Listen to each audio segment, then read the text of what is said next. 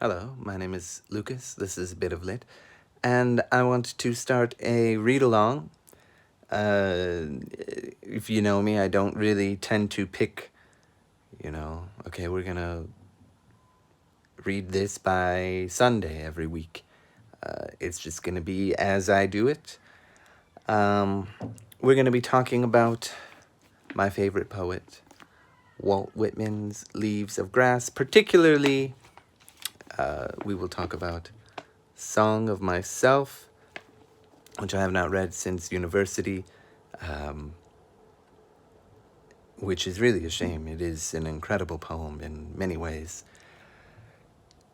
I kind of need this for my own sanity. He is an interesting poet in a lot of ways.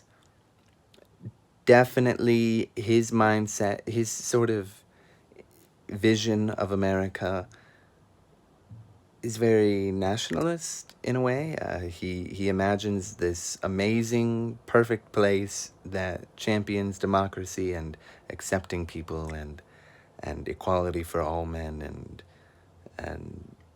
all these amazing things that you've probably, if you are American especially, probably heard throughout your entire life. Um,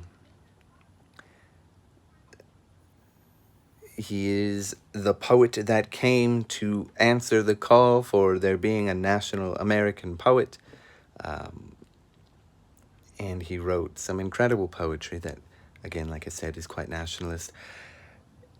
Having said that, you know, of course, in his time and to this day, a lot of the things that he envisioned are simply not true, not true at all. The things he wrote about are an imagined country, not the country he was living in, and not the country he would live in today. And I'm really no fan of nationalism. It is just a dangerous kind of ideology, in a way.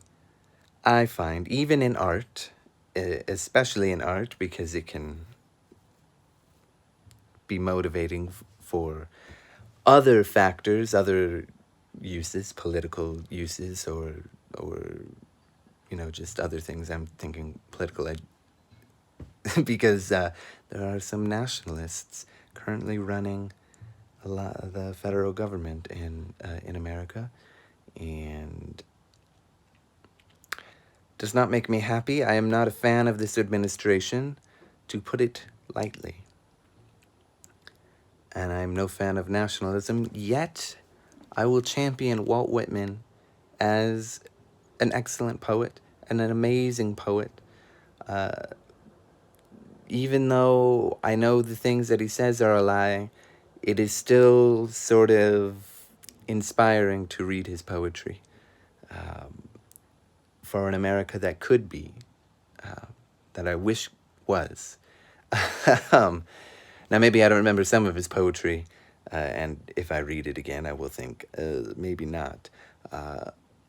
That said, we're going to talk about Song of Myself, which is an interesting poem in its own right. From what I remember, when in this edition, I think this is the latest edition of Leaves of Grass because he edited it forever and ever and ever, over and over again, for years and years and years and years. I don't think it is the final edition, so I guess this will be the final edition of Song of Myself, which is all right.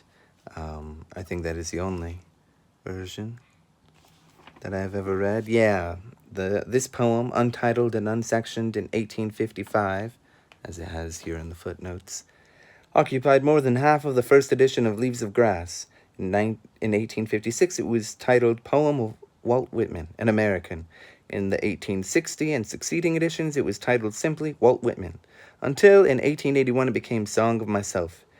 As the variorum readings indicate, its evolution beginning in the notebooks of 1847 to 1848 and continuing with many revisions through 7 editions was not complete until 1881, though the poet never altered the poem fundamentally, restricting himself to changes in diction and rhythm. Song of Myself is essentially the epitome of the poet's haughty song, sure in its intent, and what to early commentators seemed a kind of chaos of poetic exuberance is now recognized as deliberate structure, perhaps an early modern example of the method of free association, but artful and controlled in its reporting of what comes into awareness. The movement of Song of Myself is circular rather than progressive, returning upon itself an evocation of ecstasy and confession, of identification and recognition, of rapturous union with earth and spirit, truly a celebration both personal and universal. For a generous survey of critical opinion, yeah, okay, there's the rest. And then it tells me where I can read more about some critical apparatus for the poem itself. I don't remember it too well. It's been about 5 years since I've read it. But for this read-along, I would like to go stanza by stanza. And there should be, if I remember right, there are 52 stanzas. Because I've only ever read the latest edition of Song of Myself. Oh, no, you know what? I read this 3 years ago and 5 years ago. I just remembered because I didn't have this edition. But either way, I have only read Song of Myself. Yeah, 52 stanzas. Maybe you can't see that. There we go. Not great, but that's fine. And I want to do this to make poetry more accessible, hopefully. Now, I'm no expert on poetry. I'm no expert on Walt Whitman. So in a way, you know, given my lack of expertise, I'm just a fan. We can sort of explore it together and come to our own ideas of what it means. I will leave a link to this poem in each video and quote each stanza that we talk about. Hopefully some can be quite long, so they might not all fit. We'll see. In which case I will just leave a comment to put them in the comments of the videos for each stanza. And yeah, I'm hoping to get more poetry discussion going. It doesn't have to be about Walt Whitman, but maybe opening up Walt Whitman's Song of Myself will inspire other booktubers to make videos about poetry that they love. And yeah, and maybe I will do more of Leaves of Grass after this. I could go to, this is not the very first poem in the edition. We will see. That's all I've got to say.